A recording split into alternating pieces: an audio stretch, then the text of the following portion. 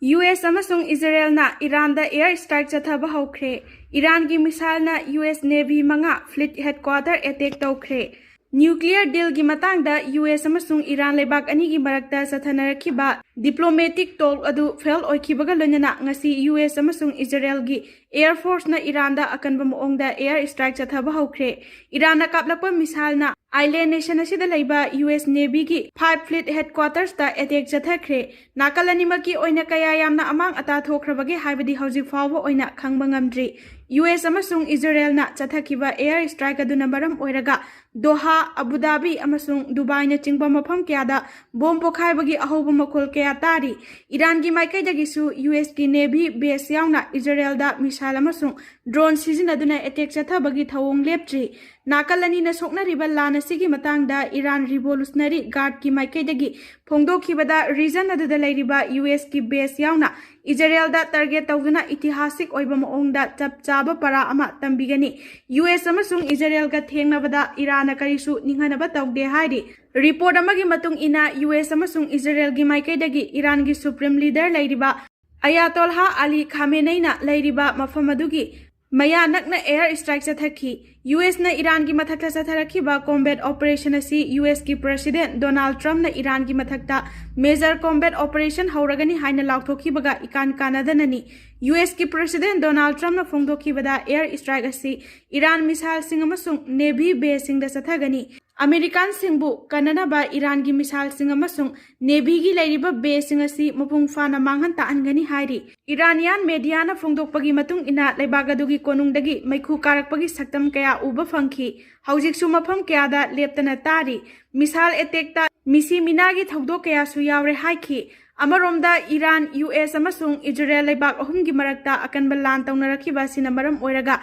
ngasi khudaktagi March ahum phawba British Airways gi oina Tel Aviv amasung Bharan gi flight service sing cancel tawkhre. British Airline ki maikaidagi phongdokhibada nauna oirakliba phibam sing asi yamna kupna monitor tawri. Ngasi gi oiriba phibam asi yenglaga Oman gi oinasu flight service cancel tawkhi hairi. Panbayabadi Iran na karigumba nuclear amasung ballistic missile program sing makha chatharaklabadi Iran na strike chathagani. US amasung Israel na mamangda Iran da section 1 thamkrabani. US amasung Israel na Iran da nongthaki akanba moongda landakre. Iran na US Israeli lanmigi laifam singda missile amasung drone sizinaduna Khut hankre. United States amasung Israel na Iran da attack chathakibaga lonana Middle East da achauba lanjau ama thorokpa yabagi phibamda leire. Iran na Hezbollah amadi Houthi singa khut samnaduna Iran gi konung Tel Aviv, Kuwait, United Arab Emirates, Qatar amadi Bahrain da laiba US ki base singda missile kaya marum kapsilakre. Dubai amadi Abu Dhabi dasu ahoba pokhaibagi makhol kaya takhibaga lonana missile interceptor gi machet makaina panbada miyoi ama laikhidre hairi. Matam sangna unkhataduna lairuraba matung ngasi US amasung Israel na khusamnaraga Iran gi tongan ba mafam kunthra romda matam amukta da attack chatharakhi. Iranian President ki residence office amadi lenga ki maru oiba office sing yauna maru oiba mafam kya da attack chatharakraba matung da supreme leader Ayatollah Khamenei bu khudong thiba thokloidaba mafam amada thangdok hankhi hairi. Operation Epic Fury haina mingthon ba thaurang amagi makada US amasung Israel na Iran gi mathakda attack chathakibani. Hiramasi gi matangda US President Donald Trump na haiki Iran na afaba makhalgi misal kaya marum semgalakpana US amadi atai leibak singda khudong thiba tholakpa yana leiba maramna tangai fadana Iran gi mathakta attack chathabani. Thawdogadu thokraba matungda tongan ba Gulf state singda ahoba pokhaibagi makhol sing taba phangki. Qatar da leiba Al Udeid Air Base, Kuwait ki Al Salen Air Base, UAE gi Dafra Air Base amadi Bahrain da leiba US ki manga suba fleet base da Iran gi misal kaya marum kapsilakhi. Report amana hai US amasung Israel na Ministry of Intelligence, Ministry of Defense, Supreme Leader gi Office, Atomic Energy Agency of Iran yauna maruoiba mafam kuntrada atamdana attack chatharakhi. Bahrain, Qatar, Kuwait, UAE, Iraq, Saudi Arabia amadi Jordan da US military gi maruoiba base kaya marum leiba maramna haiba leibak sing aduda Iran na missile kaya marum kapsilakpa haure haina report amana phongdokli. Bahrain da US Navy gi manga suba fleet headquarters lay. Lilongda drug ki Khongul Liba Chatpada miyam horoktuna police officer ama Fajillure ngarang Air India Express ki Imphal dagi Guwahati tamna paigadaba flight अमदा तोंगदबा नन local passenger अनि मयाई काबा drug KG 4 ग्राम 4 कोनना फारे फारबा मियोय अनि अदुगी ममिंगना सुरेश अमदी बिजोय सिंह कवी मखोय अनिमक Madhya Pradesh दगी ngaktani ngarang numidang wairam pung 5 minute 15 tabada imphal dagi guwahati tamna paigadaba air india express ki flight ama tongnabagi damak nungthil pung 3 tabada airport ta thungki mafam aduda mathau dawduna leiba CISF ki personnel singna makhoigi luggage check tawbada yamlaba drug sing adu phagat pangam kibani pharaban nan local ani adu NCB da sinakre haidi police ki makha taba investigation da non local ani asibu airport fawba thilam kiba Lilong yangbi lekai dagi Sabir Ahmad chahi kuntaru kauba miyoy ama NCB Imphal CDO Imphal West amasung Lilong PS ki team amana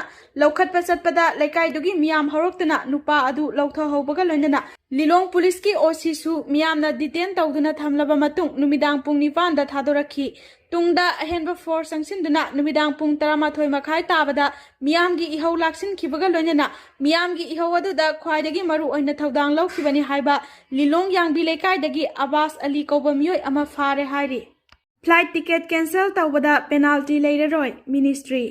Directorate General of Civil Aviation DGCA na passenger singidamak lokhalakpa afaba khungthang ama oina traveler singna pung 9 ki manungda karigumba makalamatagi penalty laudana book tawkhiba flight ticket sing cancel tawba yahalagani loinana flight ticket lawba matamda mingi banan lan khiba yawrabasu pung 12 gi manungda karigumba makalamatagi charge sheet laudana semdokpa yagani haidi DGCA na aviation sector da passenger singi yaifana ba amadi safety gi damak achauba ahongba asi purakpani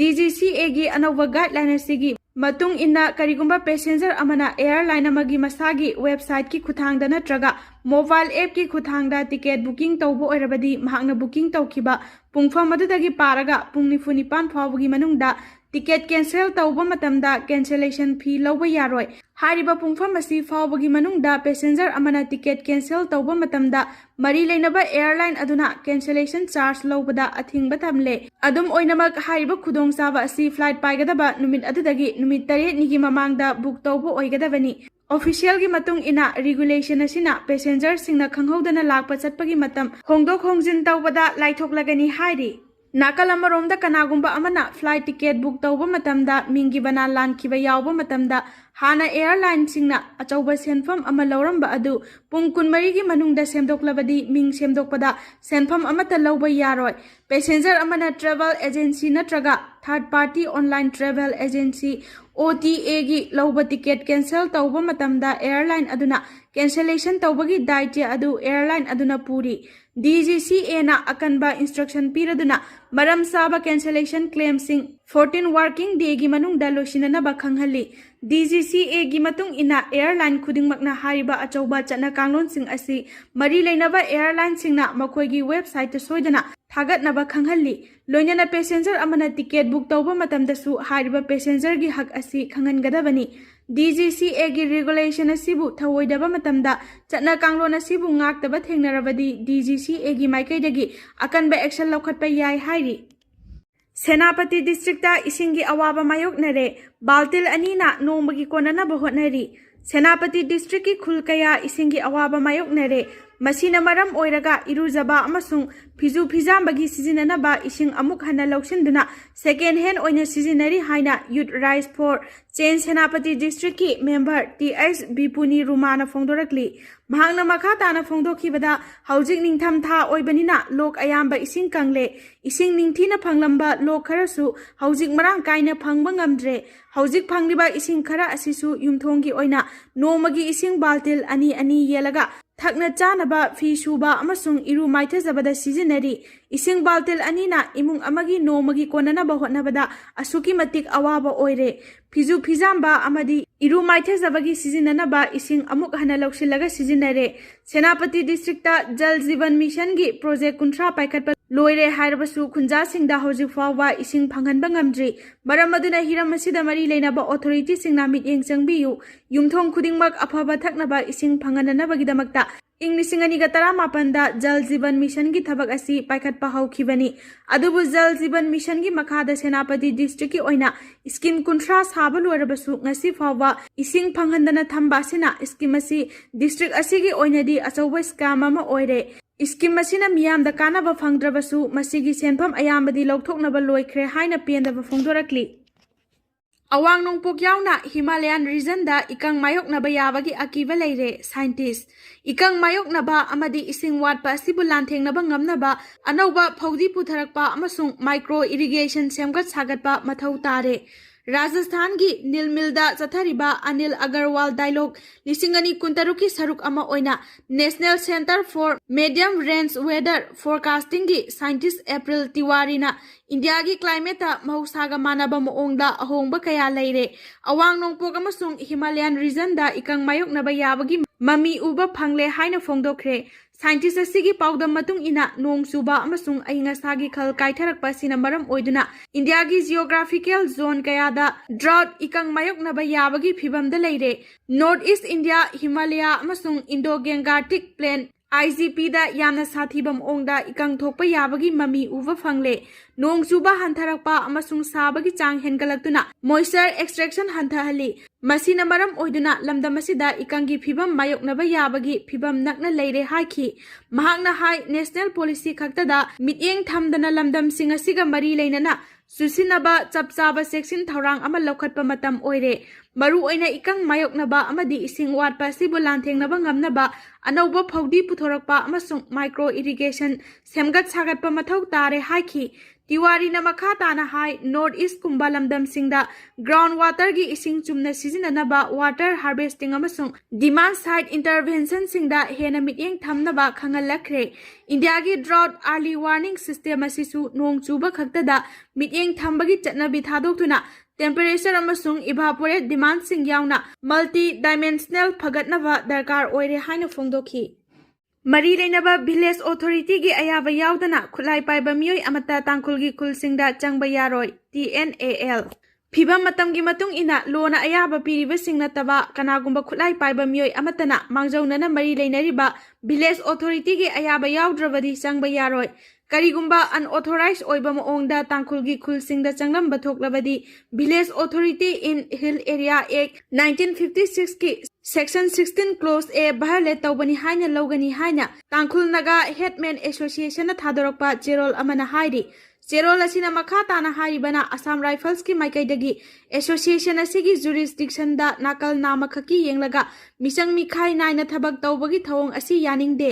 Indian ꯀꯟꯁꯇꯤꯇ꯭ꯌꯨꯁꯟꯒꯤ ꯃꯇꯨꯡ ꯏꯟꯅ ꯂꯩꯕꯥꯛ ꯑꯁꯤꯒꯤ territory ꯃꯅꯨꯡꯗ operate ꯇꯧꯔꯤꯕ security force ꯈꯨꯗꯤꯡꯃꯛꯅ ꯂꯩꯕꯥꯛ ꯑꯁꯤꯒꯤ ꯂꯩꯔꯤꯕ ꯂꯣꯕꯨ ꯉꯥꯛꯅ ꯆꯠꯀꯗꯕꯅꯤ ꯂꯣꯏꯅꯅ ꯏꯟꯗꯤꯌꯥꯟ ꯀꯟꯁꯇꯤꯇ꯭ꯌꯨꯁꯟꯒꯤ आर्टिकल 14 अमसुंग 21 पीरिबा फंडामेंटल राइट्सिंग अदु ngakna चटकदबनी विलेज ऑथोरिटी असि इचम चंबा एडमिनिस्ट्रेटिव ऑथोरिटी अमा नते मसी मखोइगी यूनिटी डिग्निटी अमसुंग कलेक्टिव विल गी अहिंग सिंबल अमनी मखोइगी चटनबीगी मतुंग इना कनागुंबा सखंगदबा मियोय अमता खुलगी अहन सिंगी नॉलेज यावदना चंगबा यादे लोइनना लम असिगी गार्जियन सिंग अहानबदा इकाई खुमनबा तौदना ऑथोरिटी अमतना थबक तौबा यादे मखोइगी लैरिबा कस्टमरी सिस्टम असि Manipur village authority in hill area act 1956 की मखादा सखंगलिबनी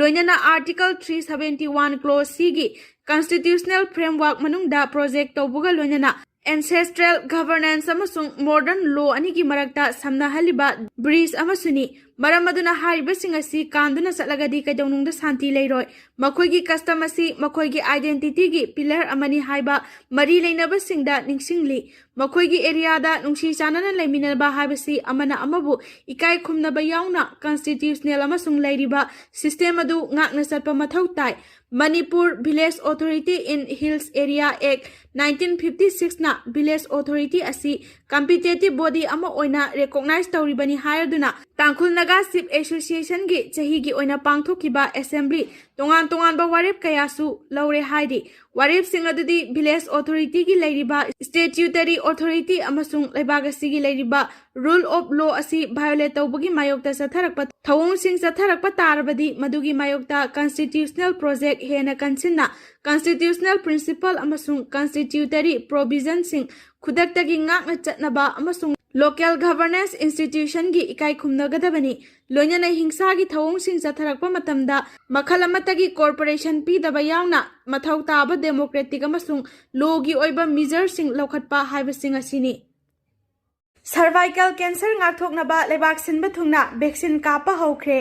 khudong thiningai oiraba cervical cancer ngakthoknabagi pandamda Prime Minister Narendra Modi na ngasi Rajasthan gi Ajmer da human papilloma virus HPV vaccine kapagi campaign haudokhre masagi chahi 13 surabi nupi masa singda vaccine kapagi thaurang asina khudong thiningai oiraba cancer makal kharadagi ngakthokpa ngamlagani haina Prime Minister Narendra Modi na phongdokhi wafam asi Haudokpa numita kapliba vaccine makal asina cervical cancer ohelakpa HPV type 16 amasung 18 dagi ngakthokpa ngami leibak asigi tongan ba mafam da leiba masagi chahi 13 surabi nupi masa crore 1.15 ta vaccine kapthoknaba pandam thamdi leingaki akhanaba health center singda lemna vaccine kapagi khudong chaba phangangani hairi akhanaba thorang amagi makhada tha ahum chupna pangthokadawriba vaccine kapagi campaign asida masagi chahi 13 surabi nupi masa singna designated health center singda laklaga lemna vaccine kapagi khudong chaba phangangadawri Primary Health Center, Community Health Center, Sub-District Hospital amadi Lengaki Medical College pumnabag vaccine kapagi kudong chaba phangangadawri ningthina training tawraba medical officer singi mityeng makada healthcare worker singaloinana pangthokadawriba vaccine kapagi thaurang asida pung kunmari chupna mathau tawgadaba call send point CCP sing hangdokduna mathau taba tengbang pungnamak pigadawri vaccine kaplaba matungda karigumba khudong chadaba mayoknaba thoklabadi CCP gi khuthangda mateng lawba yagani hairi leibagi mafam sinba thungna paikhat kadawriba thaurang asida vaccine kapkadawriba miyoi singadu mama mapa amasung masagi hana ayaba lawgani hauzik phawbagi oina malemgi tongan ba leibak samaga humpu henbada HPV vaccine kapagi thaurang lokhatpa haukrabani cervical cancer ohelakliba HPV hariba virus asi nupa nupi gi oiba haksangi mari thamnabadagi launai Mipung khudingmak chahi tangkak ama natraga amada virus asi infect tawba thengnai adubu ayamba matamda layong uthorakte haina World Health Organization WHO na phongdorakli miyoi amada virus asi sangkhrabasu karigumba makhalgi layong amata uthoktana masa mathanta phajaki miyoi kharadadi cervical cancer ohelaktuna khudong thiba kaya mayokna halakpa yawi Kari maramgi chahi 13 surabi nupi masa singda vaccine kapagi thaurang lokhatlibano haibagi matangda report amana hai WHO na piba kanglon matung ina masagi chahi 13 surakpa matamda vaccine asi kaplabadi chauna kana ba phangi haire